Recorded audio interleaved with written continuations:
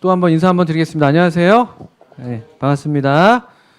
이게 우리가 이제 45분씩 3번 하니까 무슨 3연강 수업이다 생각하지 마시고 이렇게 좀 이렇게 뭐라고 표현하죠? 같이 이제 이야기를 주고받는다 이렇게 생각해 주시면 좋을 것 같습니다. 저도 제 이야기를 좀 드리고 여러분 이야기도 좀 들으면 좋은데 또 이따가 또 이렇게 시간이 되면 또 같이 들으면 좋겠다 싶습니다. 첫 번째 아까 전 시간에는 마가복음 10장에서 우리 예수님께서 한 청년을 사랑하시는 그런 마음, 또 그 영생을 원했던 그 청년에게 사랑하셔서 한 가지 부족한 게 있다라는 말씀을 하신 것. 그리고 우리에게도 여러분에게도 어떤 그것이 뭘 더하려고 해서 부족할 수도 있고 또는 뭘 계속해서 놓지 않으려고 해서 부족할 수도 있고 이제 그런 것들이 있을 텐데 여러분도 한번 그런 것들 우리 예수님 말씀에 비춰서 생각해 보시라고 권해드렸습니다. 우리 10장 21절을 한번 다시 한번 봐보세요. 마가복음 10장 21절 이 말씀을 이제 받아서 다른 성경으로 좀 넘어갈 텐데 한번 보겠습니다. 10장 21절 다 보고 계신 거 맞죠? 그리고 우리 아까 쉬는 시간에 우리 성아랑 이나죠, 이나. 오랜만에 우리 두 친구도 제가 보게 되고요. 좋습니다. 아까 예주도 왔던 것 같은데 있죠, 예주도. 예, 잘 왔어요, 예주. 아주 잘 왔습니다. 늦게라도 오는 친구들은 너무 또 잘한 것이죠. 여러분은 과자들 마음껏 드시면서 하셔도 돼요. 괜찮습니다. 과자들 드시고 껌 좀 씹으시면서 이렇게 좀 하셔도 괜찮습니다. 너무 이런 식으로는 하지 마세요. 이런 식으로 이렇게 하지 마시고 이렇게 편안하게 졸리실 수 있으니까. 10장 21절을 제가 한번 다시 읽을게요. 잘 보세요. 예수께서 그를 보시고 사랑하사 이르시되 너에게 아직도 한 가지 부족한 것이 있으니 가서 너에게 있는 것을 다 팔아 가난한 자들에게 주라. 그리하면 하늘에서 보화가 너에게 있으리라. 그리고 와서 나를 뭐라고요? 나를 따르라. 이 예수님 말씀을 잘 보셔야 돼요. 그리고 와서 나를 따르라. 이 청년의 질문은 무엇을 하여야 영생을 얻으리까였어요. 그렇죠? 근데 무엇을 하는 데 있어서 하나는 재물을 다 팔아서 가난한 자들에게 주는 게 하나 있었고 그걸로 끝나는 게 아니에요. 다 팔면 이제 되는 건가? 가난한 자들에게 내 재물 다 팔아서 주면은 난 이제 영생 얻는 건가? 그게 아니잖아요. 그렇죠? 그거는 한 과정이에요.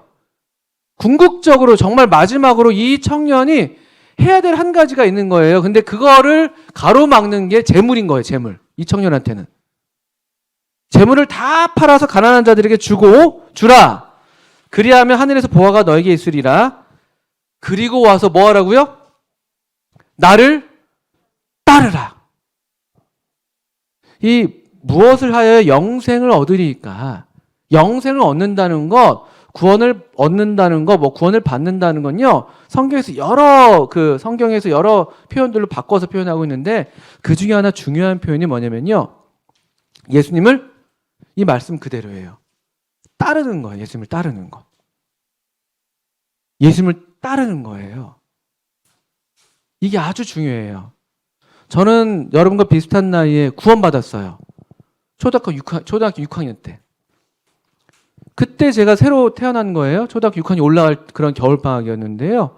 그때 구원받았고, 그리고 이게 이제 우리도 내 편에서도 예수님을 따르고자 하는 그런 마음도 생기고, 또 예수님도 우리로 하여금 예수님을 따를 수 있도록 우리 계속 초대해 주시고, 우리를 이끌어 주세요.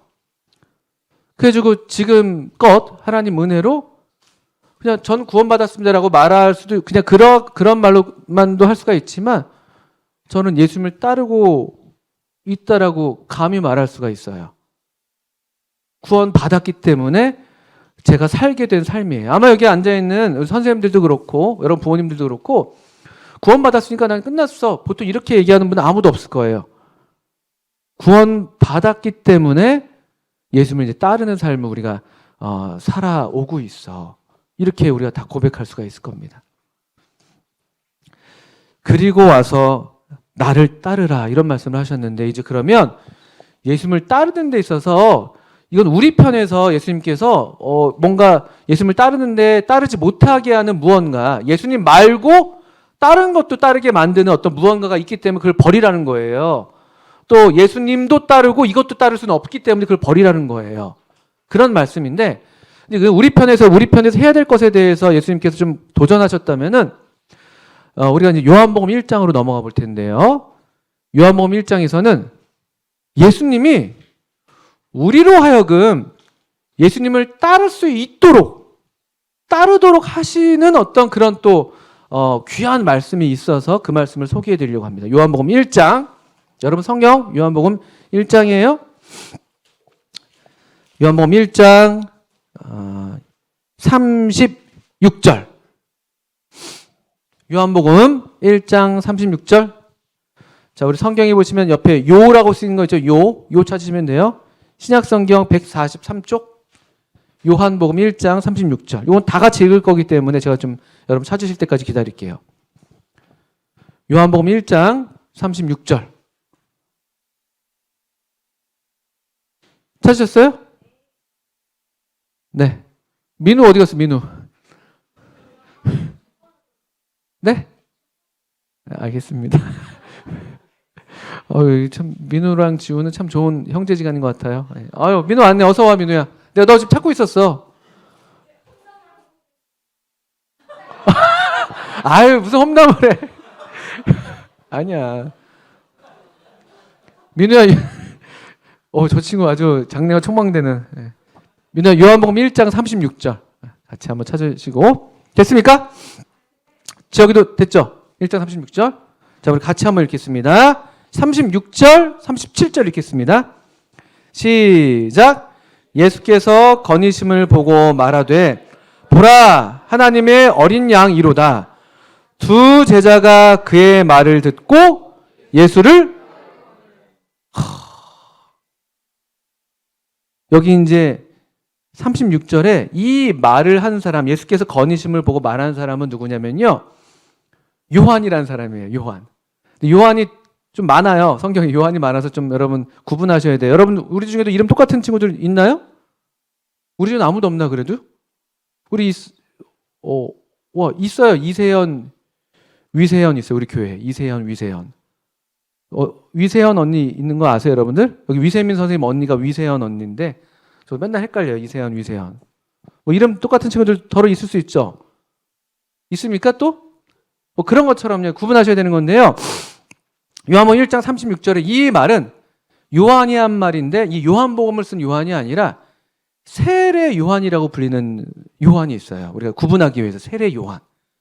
이 사람이 왜 세례 요한 또는 침례 요한이라고 불리냐면요. 와서 한 일이 사람들한테 세례를 베푼 일이었어요. 요단강에서. 이스라엘 사람들한테 예수님의 메시아가 오실 것을 이야기하면서 회개하라! 천국이 가까웠다라고 이야기하면서 말씀을 전하면서 그 죄를 자복하는 회개를 베풀었거든요. 죄를 자복하는 회개의 세례를 베풀었거든요. 그래서 세례 요한이라고 불렸습니다. 세례 요한이 한 말이 뭐냐면요. 세례 요한이 예수님을 이 장면에서는 이 요한복음의 기록만 따르면 두 번째 본 거예요. 두 번째 만난 겁니다. 그래서 세례 요한과 예수님은 좀 친척지간이었던 것 같아요. 친척지간. 사촌까지는 아닌 것 같아요. 근데 조금 가까운 친척인 것 같습니다. 그 엄마들끼리 서로 좀 알고 있었죠. 다른 성경을 보면 그래요. 근데 어쨌든 여기 요한복음 1장에서는 먼저 요한이 예수님을 본 적이 한 번 있었는데 예수께서 자기에게 세례 요한에게 직접 나온 적이 있었어요. 세례 요한한테 세례 받으려고. 그때 한번 본 적이 있었고요. 그게 29절에 나오는 말씀이에요. 한번 29절도 같이 한번 보시죠. 한번. 이튿날 요한이 예수께서 자기에게 나아오심을 보고 이르되 보라 세상 죄를 지고 가는 하나님의 어린 양이로다. 이거 우리 잘 아시는 말씀이죠. 보라 세상 죄를 지고 가는 하나님의 어린 양이로다라는 말씀을 먼저 한번 이 세례 요한이 예수님에 대해서 이렇게 증언했었어요. 예수께서 자기에게 나아오심을 보고. 그러니까 세례를 받으러 나오셨을 때였던 것 같아요. 근데 36절은요, 근데 좀 두 번째 장면인 거죠. 이번에는요, 세례 요한이 예수님이 세례 요한한테 나온 게 아니에요. 우리 잘 한번 읽어볼게요. 예수께서 뭐 하셨대요? 예수님이 그냥 거니셨다는 게 그냥 다니셨다는 거예요. 이렇게 앞에서 다니시는 거예요. 이렇게. 어떤 모양으로 다니셨는지 모르겠어요. 이거 되게 근데 아름다운 표현이에요. 예수님이 정말 이 땅에서 거니셨다는 그런 말씀인데, 이거 생각하면 정말 놀라운 말씀이거든요. 여러분, 이 예수님을 정말 성경에서 또 세례 요한이 이렇게 좀 얘기하는 것처럼 하나님의 어린 양으로 우리가 알고 믿는다면 이 말씀은 참 아름다운 말씀입니다. 예수님이 이 땅에서 거니셨다. 근데 어떻든 간에 세례 요한은 예수님이 거니시는 걸 봤어요. 자기한테 나온 게 아니에요. 근데 거니심을 보고 또 말하는 거예요. 말하지 않을 수가 없는 거예요. 세례 요한은 이런 말 하는 걸 아주 기뻐했어요. 그리고 보라라는 건 뭐예요? 이거 좀 이렇게 뭐 권유하는 거예요? 질문하는 거예요? 요거 여러분 아시죠? 명령하는 거예요. 명령. 보라! 이 세례 요한 주변에 많은 사람들이 있었을 텐데요. 그 제자들도 물론 있죠. 보라! 하나님의 어린 양이로다. 이 말을 했어요. 예, 세례 요한이. 그랬더니만 여기 우리 37절까지 읽었잖아요. 두 제자가 그의 말이 뭐냐면 보라 하나님의 어린 양이로다. 이 말을 듣고 뭐 했다고요? 뭐 했대요? 이 말을 듣고? 아, 그렇군요. 이렇게 끝났습니까? 어떻게 했어요? 어떻게 했대요? 예수님을 따르거늘 이렇게 돼 있단 말이에요. 아까 우리 마가복음 10장에서 한 그 부자 청년이 그 재물을 다 팔아서 가난한 자들에게 줘야 됐던 이유는 뭐냐면요, 예수님을 따라야 되니까. 그렇게 안 하고선 예수님을 따를 수가 없었던 거예요. 왜냐면은 아까도 얘기했지만 그 부자 청년은 예수님도 얻고 돈도 얻고 이러려 하니까 예수님을 따를 수가 없었던 거거든요. 근데 여기 이 지금 요한복음 1장 36절 37절은 예수님을 따를 수 있도록 우리한테 어떤 말이 들려지면 그 말을 듣기만 한다면 또 그 말을 들은 대로 정말 그분을 이런 분으로 우리가 알고 믿을 수만 있다면 그럼 우리 예수님을 따를 수가 있게 되는 거예요. 그 말이 뭐냐 다시 곰곰이 보죠 한번. 1장 37절 다시 한번 보세요. 두 제자가 그의 말을 듣고 예수를 따르거늘. 그의 말은 무슨 말이죠? 무슨 말이에요? 여기서 그의 말은 몇 절에 있는 말이에요? 30 몇 절에 있는 말이에요? 36절에 있는 말. 무슨 말이에요? 내용은 보라 하나님의 어린 양이로다. 오늘 저는 이 시간에 하나님이 도와주셔서 이 말씀이 여러분에게도 정말 들리기를, 이 두 제자가 그의 말을 듣고 예수를 따랐다고 했던 것처럼 이 말이 여러분한테 들려서 여러분도 이 예수님을 하나님의 어린 양으로 볼 수 있기를 간절한 마음으로 기도하면서 이 말씀을 전하고자 합니다. 여러분, 먼저 첫 번째 36절 우리가 이 말이 엄청 중요한 말인 거예요. 이 말이 핵심인 거예요. 예수님을 하나님의 어린 양으로 보라고 했는데 그 말을 따라서 볼 수 있다면 그렇게, 그럼 우리 예수님 따를 수 있어요. 그럼 아까 다른 말하면 그 예수님을 따른다는 거는 영생을 얻는 거예요. 구원 받는 거예요. 또 이 영생의 삶을 사는 거예요. 하늘에서 보화가 우리한테 있는 거예요. 이런 종류의 삶이 되는 거예요. 이 말이 들려야지만. 그럼 하나씩 보겠습니다. 먼저 36절. 첫 번째.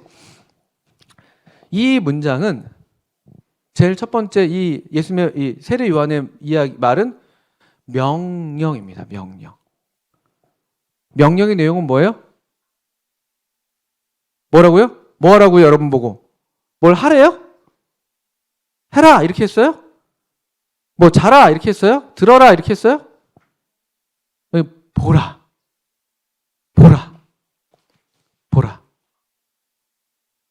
이 보는 게 엄청 중요합니다. 명령이라도요. 명령 보라. 왜냐하면 이게 물론 우리가 우리 편에서도 봐야겠구나라는 그런 마음도 필요한데, 또 사실 다른 성경을 보면요, 우리가 사실 볼 수가 없어요. 우리 눈이 가려져 있거든요.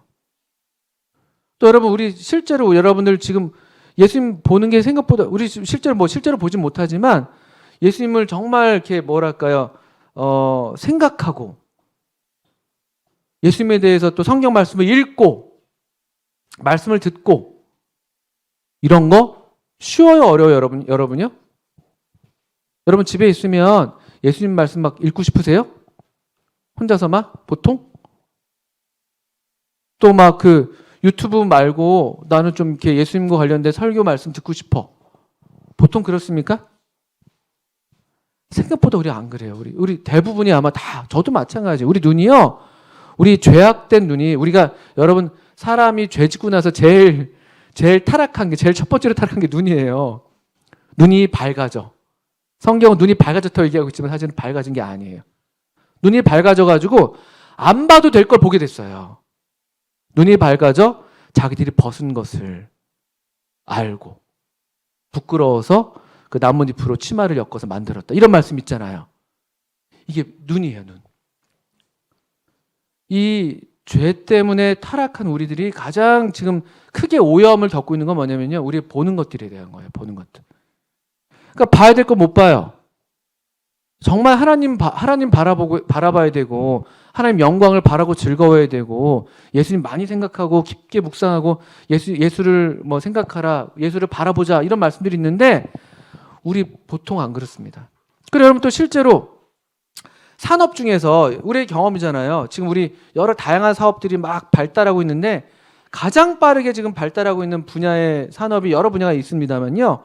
여러분 코로나 때 특히 여러분들 급성장했던 그런 분야가 있죠. 코로나 때. 예, 뭐라고요? 은우? 괜찮아요. 뭐라고 얘기했죠? 정답 같아서요. 코로나 때 가장 급하게 성장했던 그런 분야가 뭐예요? 예? 마스크도 물론 그렇죠. 여기 흐름이 있잖아요. 우리가 지금 얘기하는 분야가 있잖아요. 마스크도 물론 마스크는 꼭 꼈는데요. 예? 바이오 말고. 배달 좋아요. 코로나 때 제일 엄청 커졌던 거.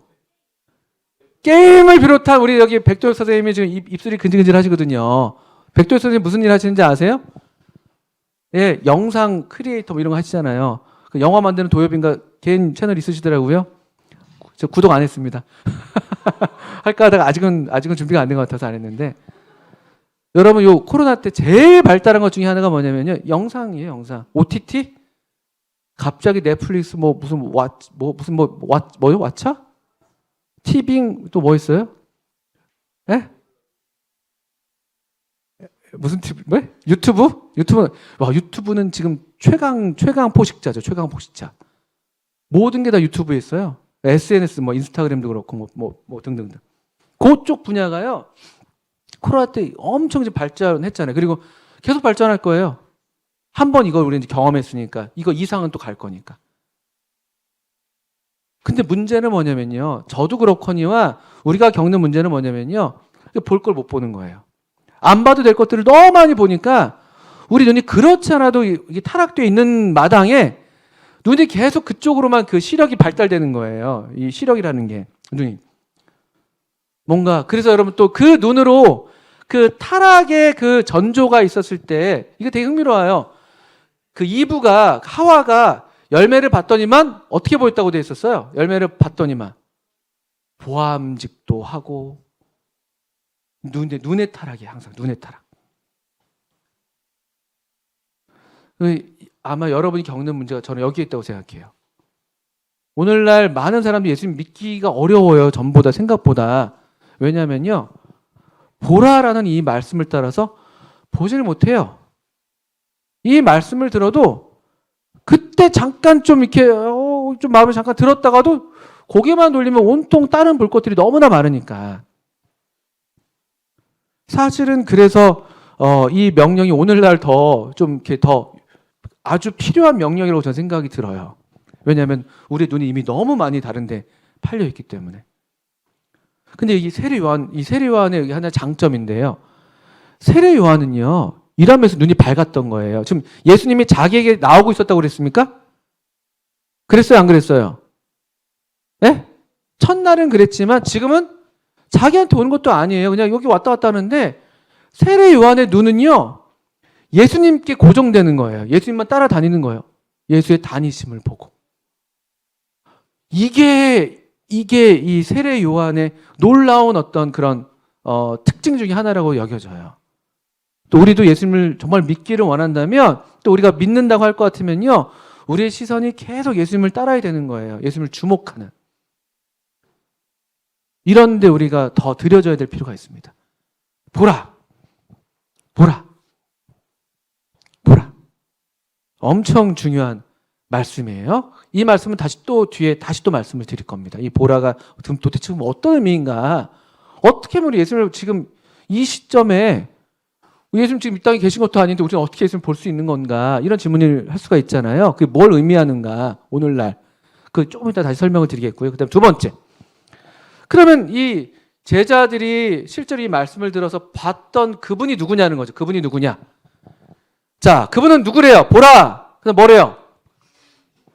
하나님의 어린 양. 하나님의 어린 양. 둘 다 중요한 단어입니다. 그렇죠? 우리는 보통 꾸며주는 말이 앞에 있어서 어린 양이 중요하고, 어린 양은 어린 양인데 하나님의 어린 양 이렇게 얘기해서 어린 양의 강조점을 둘 수 있죠. 근데 그것도 뭐 틀린 건 아니지만 사실은 둘 다 중요합니다. 하나씩 따져보겠습니다. 먼저는 이 대상은 어린 양입니다. 어린 양. 어린 양. 어린 양 하면 여러분들 어린 양 아세요? 놀랍게도 여러분 양 본 적 있어요? 솔직히? 우리 맨날 성경이 너무 양이 많이 나오니까 예수님 어린 양이고 뭐 하니까 양 보신 적 있어요? 솔직히 양? 양 난 못 봤다. 본 적 있다. 예. 손 안 치고는 안 본 건가요? 그죠? 사실 양 보는, 양이 실제로 우리 주변에 많지는 않습니다. 양 보는 경험이 많지 않고요. 어디 저기 강원도 어디 뭐 가야지 좀 양떼 뭐 그 있잖아요. 그죠? 저 안 가봤어요. 저는 이제 안성 살 때 무슨 팜랜드라고 거기 가보니 그 양이 있는데 그렇게 양이 깨끗하진 않은 것 같더라고요. 좀 이렇게 만지고 싶지는 않더라고요. 어쨌든. 예. 뭐 어쨌든 그런데요. 우리한테 양이 익숙하지 않아요. 사실은. 그렇죠? 우리한테는 개가 익숙하죠. 개가, 강아지들. 여러분 집에다 뭐 한 마리씩 있잖아요. 그렇죠? 여러분 또 좋아하는 음식이기도 하고 뭐 화이팅. 예. 그런 거잖아요.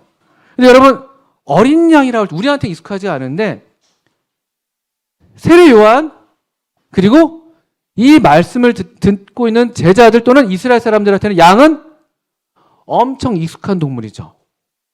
그렇죠? 왜냐하면 이 애당초 이스라엘 민족은요 목축하는 사람들이에요. 양 기르는 사람들이었어요.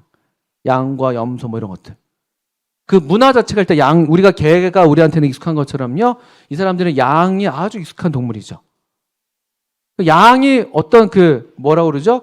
이들 삶의 굉장히 중요한 자원이었잖아요. 먹기도 하고 덮기도 하고 양 젖을 짜서 또 우유를 마시기도 하고 뭐 등등등. 근데 또 이런 어떤 생계 어떤 삶의 수단이 되기도 하지만 여러분 또 하나 중요한 건 뭐예요? 양 하면 이 이스라엘 사람들한테 게다가 세례 요한한테 네.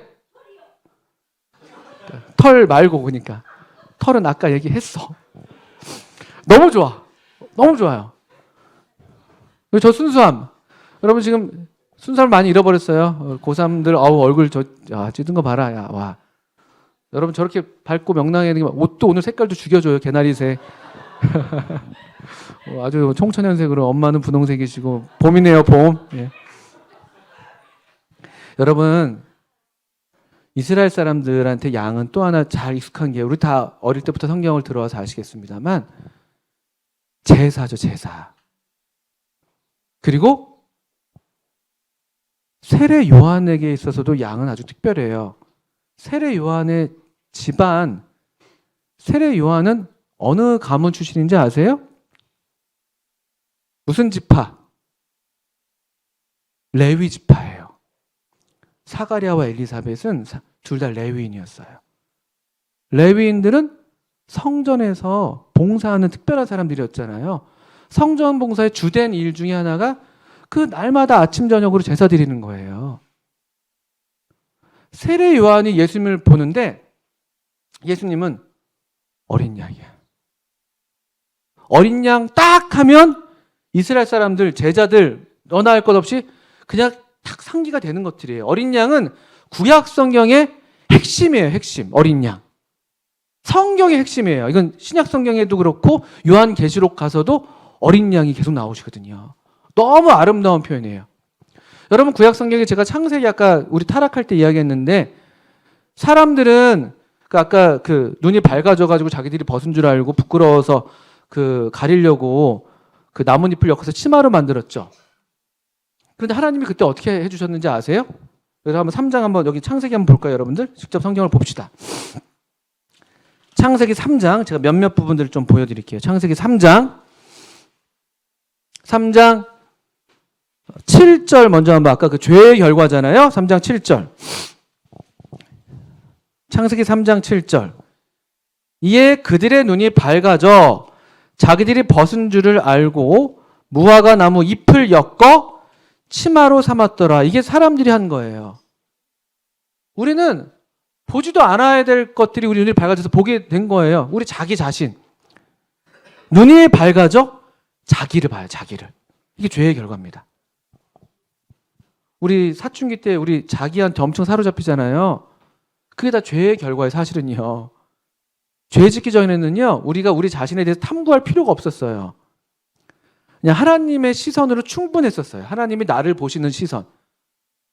창세기 1장과 2장에서는요. 하나님이 사람을 보시면서 또는 이 만드신 것들을 보시면서 항상 뭐라고 말씀하셨죠? 여러분 아세요? 창조하실 때마다 첫째 날 창조하시고 둘째 날 창조하시고 예수님 하나님이 맨날 그 끝에 뭐라고 말씀하셨어요?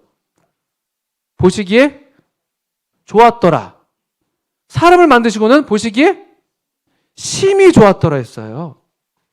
그게 창세기 1장과 2장에 있는 시선이에요.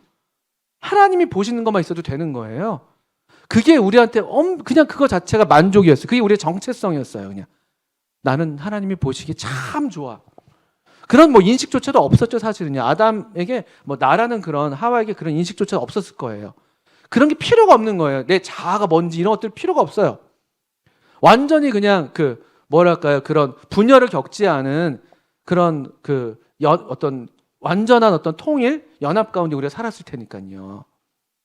근데 3장에 범죄한 이후에 생겨난 시선이 뭐냐면요. 7절에 보시면 눈이 밝아졌잖아요. 그래서 안 봐도 될 게 뭐냐면 자기예요. 자기. 자기. 여러분 거울 앞에서 맨날 그 여러분 자신을 들여다보는 거 그거요. 그거 봐서 뭐 할 거예요? 오늘 제가 어떤 학생한테 아주 통찰력 있는 이야기를 들었는데 사춘기가 되면서 사람들이 남녀든 머리에 관심을 많이 갖잖아요. 헤어스타일에. 근데 그게 왜 그런가 하면 머리로 자기를 잘 가려야지 멋있다고 생각하는 그런 게 있기 때문에 그렇대요. 되게 그럴듯한 말이었어요. 나인민이 한 말인데 그럴듯한 것 같아요. 그럼 어디서 들은 말이니? 어디서 들었대네요. 예. 제가 만들어낸 말, 뭐 그럴듯했어요. 근데 이제 뭐냐면 우리는 자기를 계속 보는데 여기 보는 것처럼 이 아담과 하와가 그랬던 것처럼 자기를 보는데 만족스러워요? 못 만족스러워요? 자기를 보는데 좋대요. 지금요 보니까 엄청 후진 거예요. 계속 가리는 일만 하는 거. 계속 가리는 거. 머리로도 가리고 옷으로도 가리고 나 몸 장난 아닌데 그러니까 가리고 막 갑자기 너 왜 이러고 있니? 뭐 이런 거거든요. 막 계속 가리고 막 표정으로 가리고 웃기지도 않는데 웃고 막 괜히 리액션 크게 하고 막 또는 막 괜히 센 척하고 막 표정 막 시크한 척하고 막 여러분 그런 표정 무섭습니다. 예. 뭐 이런 것들 하면서 계속 가리는 거예요. 감추고 막 자기가 마음에 안 들어요. 이게 죄의 결과예요. 그리고 우리는 계속 뭔가 가릴 것들을 찾아서 가리는 거예요. 내가 공부를 좀 잘하면 내가 좀 좋은 사람이 될까? 내가 좀 친구들한테 인기가 많으면 내가 좀 좋은 사람으로 인정되니까 괜찮은 거겠지? 내가 좀 여자친구가 많으면 여자친구가 있으면 남자친구가 있으면 이성친구가 있으면 뭐 등등등 하면서 여러분 나이 때인지 그런 것들 또는 내가 좀 운동을 좀 잘하면 몸이 좀 좋으면 또 어른들은요 내가 좀 돈 많이 벌면 내가 좀 이렇게 좀 어떤 사회적으로 어떤 지위가 올라가면 이런 것들로 계속 우리의 어떤 수치를 가리는 거예요. 근데 이게 뭘로 만들었다고 되어 있어요? 뭘로요? 7절에 보니까 뭘로 만든 치마래요? 무화과 나뭇잎을 엮어서 치마로 만드는 거예요. 그러니까 나뭇잎이니까요. 얼마나 이게 낡아요. 금방. 영원한 게 아니에요. 금방 또 낡아버리잖아요. 여러분 그래서 생각해보세요. 여러분들 이 친구가 있어서 나는 될 것 같아. 이 친구랑 같이 지내니까 나는 세상을 다 얻은 것 같아. 내가 2개가 된 느낌. 내가 2배가 된 느낌. 근데 이 친구랑 계속 잘 지내요? 해가 바뀌면 그냥 또 헤어지게 되고 뭐 해가 바뀌어서 헤어지면 다행이죠. 어제의 친구가 오늘의 적이 되고 막 이런 경우들이 얼마나 많아요. 여학생들 같은 경우는요. 뭐 여학생들은 홀수가 그렇게 위험한 수레매요. 그 굉장히 위태로운 묘한 역학관계와 뭐 등등등. 되는 것처럼 보이는데 오래 못 간단 말이에요. 몸 같은 것도 뭐 근육 만드는데 뭐 근육 시간 지나면 다 풀어지고 막 좀 안 하면 풀어지고 머리 열심히 만졌는데 머리 빠지고 막 이러는 거예요. 그냥 막 뭐 누구 좋아서 이제 이성 친구 사귀어서 이제 좀 내가 좀 인정되는 것 같아. 내 수치가 가려졌어 하는데 또 헤어지고 계속 그러는 거예요. 우리가 하는 것들은. 우리가 만든 이런 수치, 우리가 만들어내는 이 치마들은 그런 거예요. 그런데 우리는 그렇게 했는데 여러분 3장 21절에 이 어린 양은 여기서부터 시작되는 거예요. 하나님의 어린 양. 하나님이 그 아담과 하와가 그렇게 하는 게 참 딱했던 것 같아요. 그게 아담과 하와뿐이겠습니까? 여러분이나 저도 마찬가지죠. 딱한 거예요. 그 봐야 될 이 하나님의 어린 양은 보지 않고 자기만 들여다보면서 자기의 어떤 부족한 것만 맨날 들여다보면서 하나님이 원래 되게 좋아하셨는데 하나님이 좋아하시는 만큼 나를 좋아하지 않고 계속 나만 들여다보면서 부족하고 나는 이렇게 후지고 못나고 우리 집안은 왜 이 모양이고 왜 우리 부모님은 이렇고 왜 내 동생은 이렇고 왜 나는 이렇게 생겼고 계속 그러면서 뭔가를 엮어서만 만드는데 너무 딱하잖아요. 안 되잖아요. 안 돼요. 아무리 해도 안 돼요. 여러분들 해보시고 이미 그런 경험들 덜어 있으시잖아요.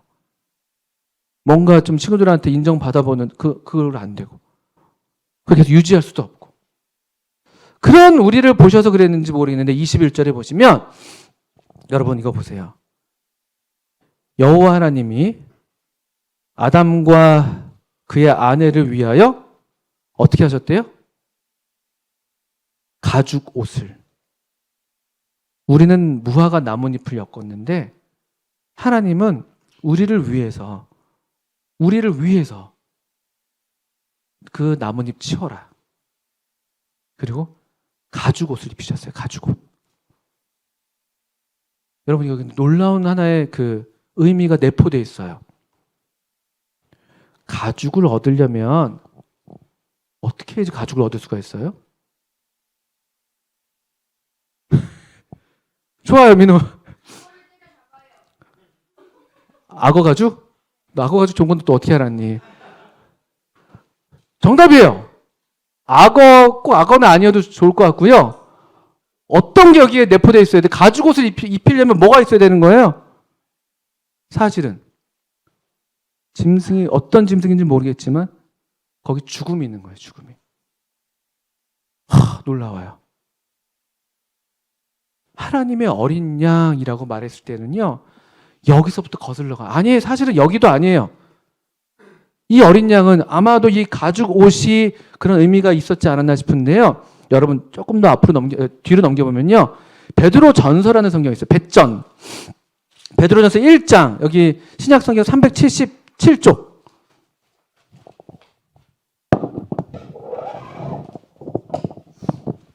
베드로전서 1장 신약성경 377쪽이에요. 잘 따라와 주셔야 돼요. 엄청 중요한 말씀이고 저도 이 세례 요한을 따라서 하나님의 어린 양을 여러분한테 보여드려야 되니까 그래야지 여러분들이 이 말을 잘 들을 수 있다면 또 성령님께서 도우시면은 여러분들도 예수님을 따르게 될 거니까 이 제자들이 그랬던 것처럼요. 잘 한번 우리가 보라 하나님의 어린 양이로다 이 말씀을 우리가 지금 계속 생각하고 있는 거예요. 1장 18절부터 한번 이렇게 베드로전서 1장 18절 377쪽 신약성경 1장 18절부터 20절까지 같이 한번 읽겠습니다. 시작.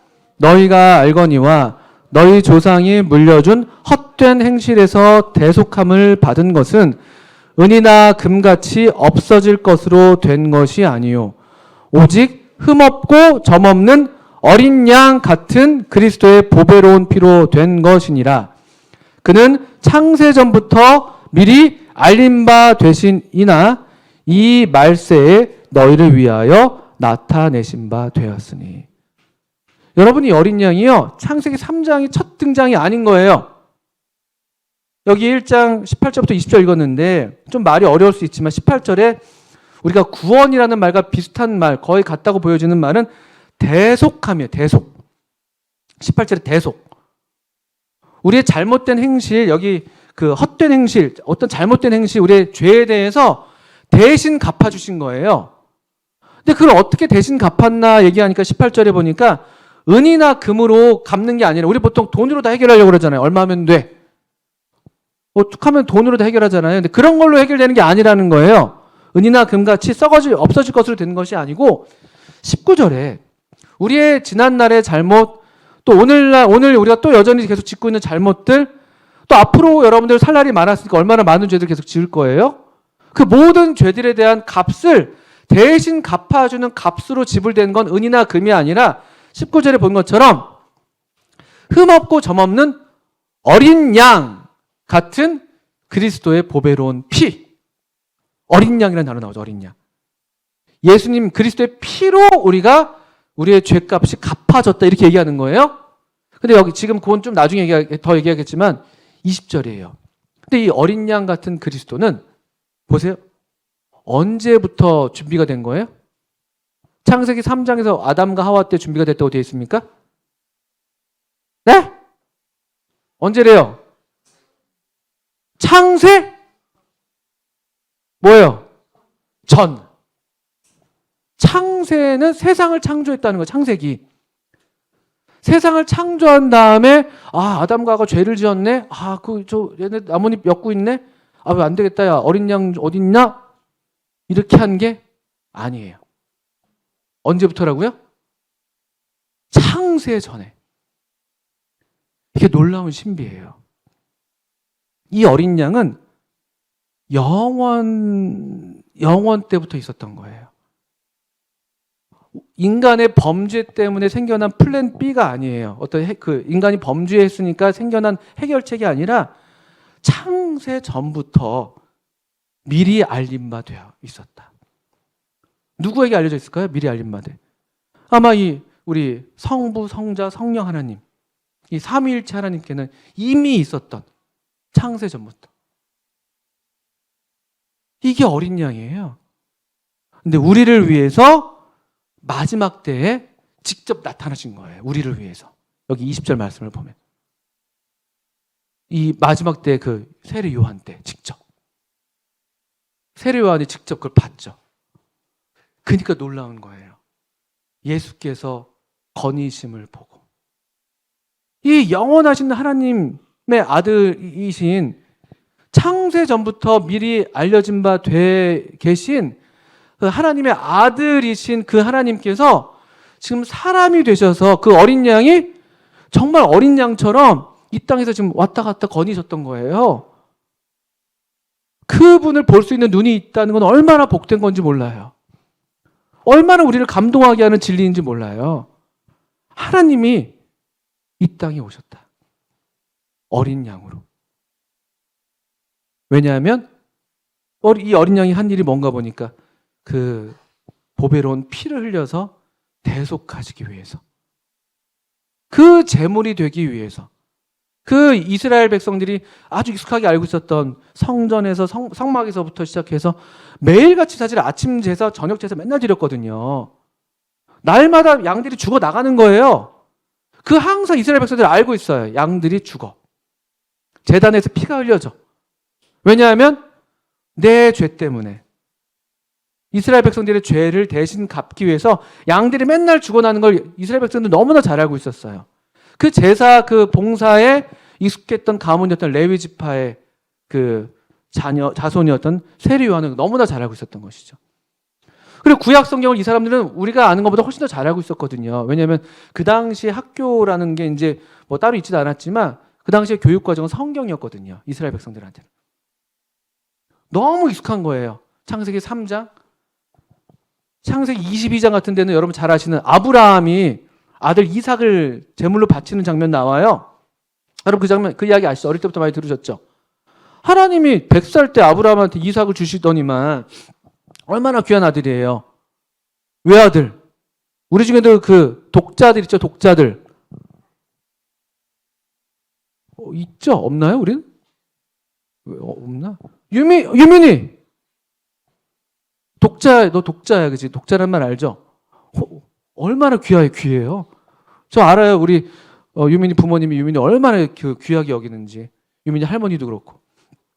제가 잘 알죠. 얼마나 귀한 그 자녀예요. 독자.